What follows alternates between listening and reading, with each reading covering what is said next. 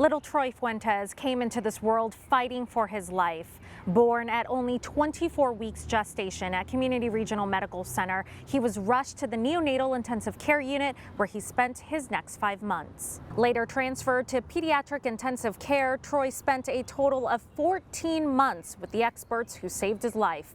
And now he's finally home. Wealthy Jenner has the story.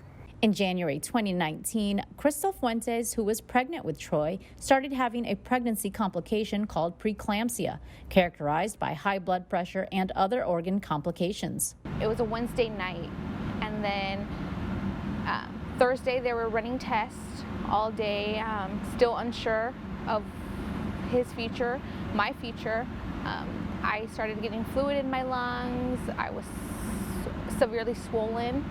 So in order to save my life, he had to be delivered, and that was on January 4th, which was a Friday. He had to be born at 24 weeks. Thanks to the NICU team at Community Regional, baby Troy had a successful delivery, even though he wasn't fully developed, weighing 1 pound, 1 ounce, and just 13 inches long. His lungs were not fully developed, so he needed a lot of support for a long period of time. He stayed with us for about 5 months, and then he was outgrowing what we could provide him there.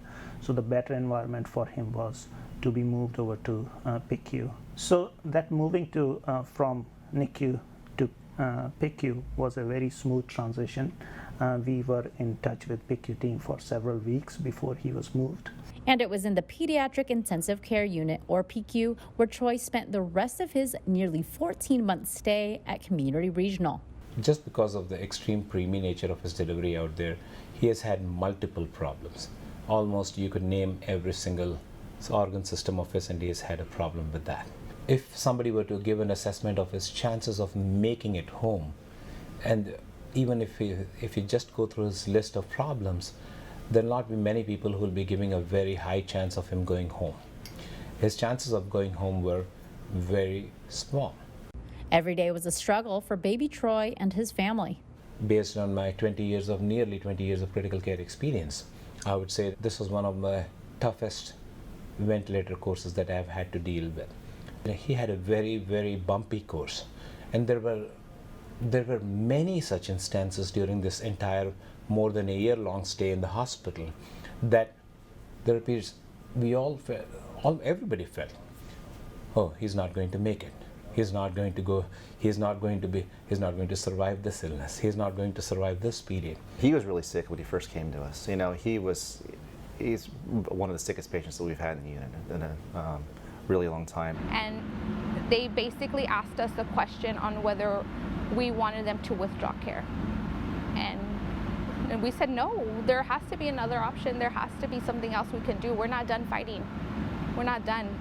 It was an uphill battle, but baby Troy was not done fighting either, and he made sure to let everyone know in his own way. So Troy is the boss. Yeah, he's the shot caller. We do what Troy wants. I would say almost like a little miracle baby, because we didn't think we'd get to where we're at today. Troy is definitely strong. He's been through a lot. I mean, being born at around 23, 24 weeks gestation, I mean, just that in itself to get to where he's at now is amazing. He's had a lot of ups and downs, and he's made it through. And he has his own little personality. He is full of just fearlessness.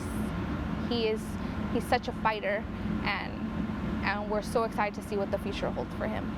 It was a slow progression as the months went by, but in February 2020, relief was around the corner when Troy and family got news that they could finally go home.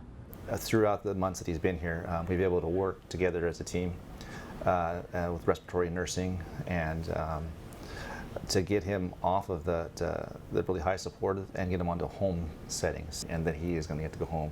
So their family's great. You know, they've become, a part of the family up in the PICU here, because they're here. They're with him so much. Mom, Dad, and baby Troy persevered. Many babies unfortunately can't make it, but Troy has made it. And one of the big things which works in his favor is his strong genes and strong family. I have to say, this is something which I have to say absolutely to the dedication, all the involvement of his, first of all, his family, his mom, Crystal, and dad, Mark. They did an amazing job. They were steadfast in their support for him. They were absolutely stood by, and they wanted everything done, whatever medically possible for him, so that, and they were committed in there. They used to go to work, they came back here. They spent the evenings here. Mom or dad used to stay overnight. Crystal and Mark, I simply admire them. You know, they're here day in, day out. I can see the struggle that comes with it, but they've accepted it and they've adapted and they've thrived with their situation. They have extreme resilience, extreme support, extreme love, and that's just beautiful to see. And although baby Troy and family are finally able to leave, they're leaving a lasting impression. He will forever be engraved in my heart. He has helped me grow as a nurse.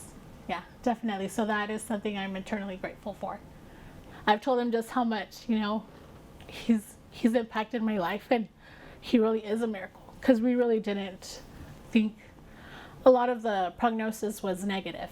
And so seeing him go home is amazing. It's truly amazing. So I'm so happy for them, because they deserve it. In fact, I'm more thankful to the parents. They stood behind all the physicians, and literally they were the ones supporting the physicians in some way, if I have to say that. Do whatever you can and we'll take the results. We'll accept whatever the results are. And they did an excellent job of that. And I'm actually equally thankful. And knowing that they have such an attachment to him, as a mother, that is brings so much warmth to my heart, knowing that he's not just a patient to them. He's their baby. He's all of our baby. And for us, that we couldn't be here 24/7 was so assuring that we're leaving him in good hands.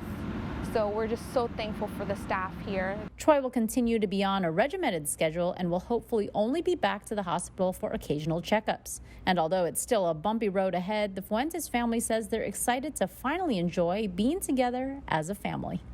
We're so excited. We are so excited to do nothing at home, to throw on a movie and sit on our couch with our daughter and finally be a family of 4 in our home. That's what we're looking forward to the most, just being home.